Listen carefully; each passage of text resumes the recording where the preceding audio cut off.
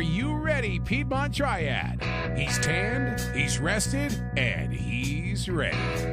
He's been your conservative champion in local government. Get ready. The Steve Arnold Show is live from the heart of the Triad right now.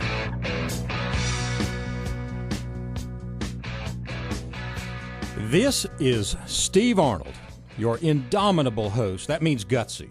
Gutsy is the new thing to be now, of course, after the last week. So anything anyone can do to be gutsy is the thing to be. And that's what we'll do here on this lovely morning on Rush Radio 94.5. I very much am thankful that you are here because this program is going to try and focus on what is vital. I have promised that from the outset, and I believe we have delivered. I'll be your champion for truth, justice, and the pro-American conservative way. And I have often been asked, where do I get all this stuff? We bring up so many different issues from so many different places. Where does it come from? And I'm going to tell you several sources that you're going to find extremely interesting if you haven't found them already. But before I do that, I must mention an important family event this week. The Arnold family welcomed into the fold a little baby boy. And that was an exciting time. This was this past Wednesday on 5/11/11. So at least the birthday will be easy to remember. He is a cutie, and he has an older sister, Clarice, who is going to be a wonderful big sister. And it's been a lot of fun.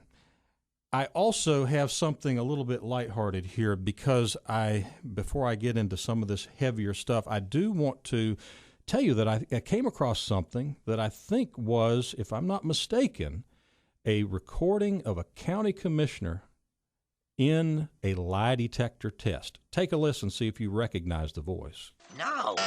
All right, maybe I did, but I didn't shoot him. Checks out. Okay, sir, you're free to go. Good, because I got a hot date tonight. Odd date. Dinner with Fred. Dinner alone. Watching TV alone. All right. I'm going to sit at home and ogle the ladies in the Victoria's Secret catalog. Sears catalog. Now, would you unhook this already, please? I don't deserve this kind of shabby treatment. Actually, that wasn't a county commissioner. That was Mo Sislak from The Simpsons. But it's something I've got a real kick out of. The information that I get comes from a number of sources. For years and years, I have subscribed to 3 critical magazines. If you want to know what goes on nationally, and if you want to know how to deal with that from a conservative's perspective, you must subscribe to Human Events, The American Spectator, and National Review. Those are the big 3 in conservative reporting. Human Events is great. Of course, they've got Ann Coulter, who I love and have for years. They also have John Gutsy, who does politics better than anyone.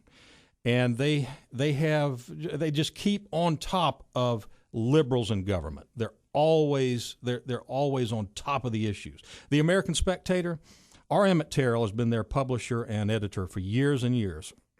This guy has a fantastic vocabulary. I remember when I was a teenager, I used to subscribe to that magazine, and I would write down the words that he would mention in his articles, and I would go and find them. I'd look them up and try to learn them because it was a great way to build vocabulary, just to read R. Emmett Terrell.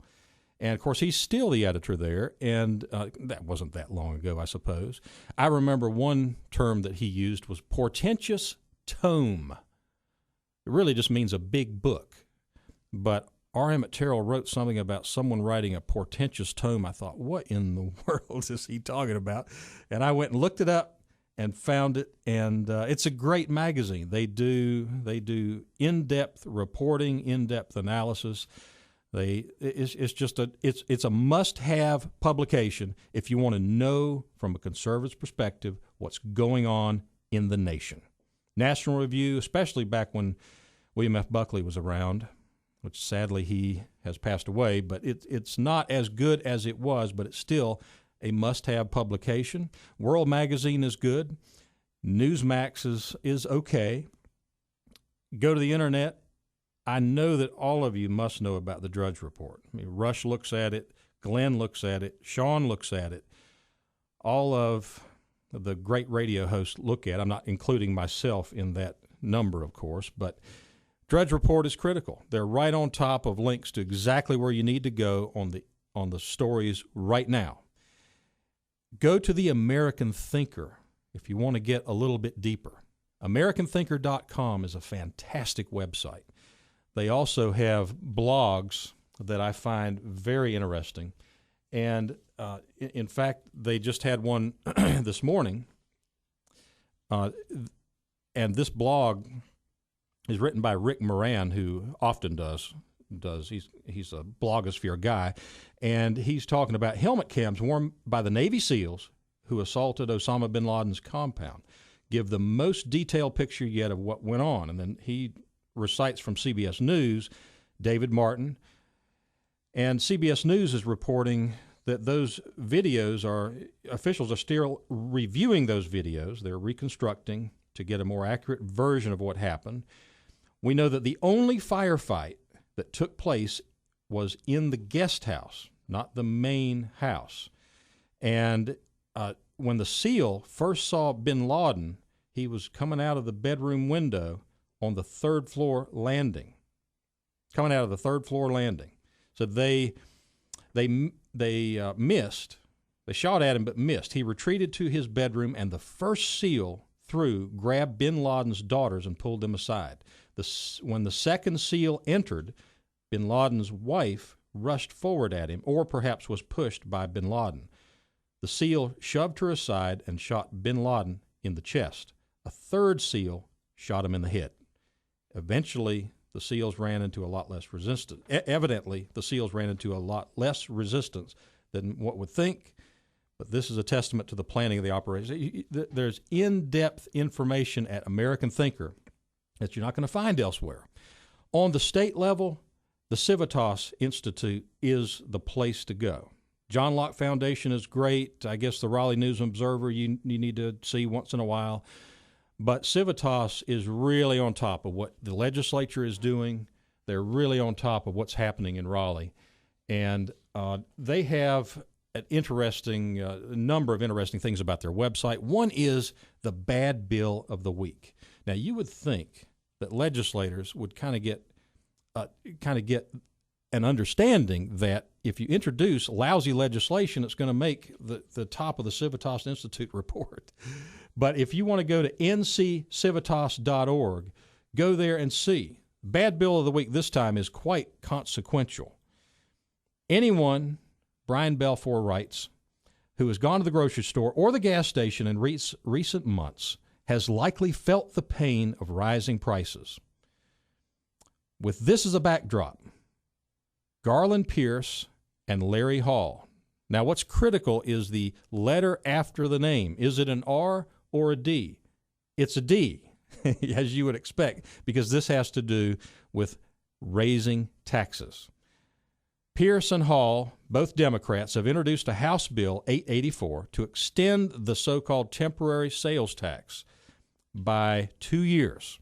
Now, remember when they adopted a 1 cent increase, that was a statewide sales tax increase. It was due to expire. The Republicans in the legislature have made it a commitment. They have made it one of their cornerstones of policy to let those sales taxes expire. These two Democrats have put in a bill to not allow the sales tax to expire, but instead allow them to continue for another 2 years, at which point doubtless they're hoping the Democrats will be back in power and be able to extend them indefinitely, because everything to a liberal is about how we can get in the money. nccivitas.org. It's a must-see for state issues. On local issues, your local newspapers, I will concede that the Rhino Times is sometimes very helpful in explaining local dynamics and local personalities and local issues. The problem that I've had over the last couple of years with the Rhino Times is their own seeming agenda that involves itself with those issues, because I will concede that newspaper has had a big impact on the election, for instance, on the city council in Greensboro. And most of the city council and the mayor probably owe their election to the Rhino Times and its coverage over the preceding number of years of the terrible mess that City Hall was in Greensboro. So, but the Rhino Times has kind of utilized that to their best advantage, and hasn't always been, I think, to the citizens' benefit in learning exactly what's going on. There's always been a twist to it. When we come back, more exciting things in just a moment.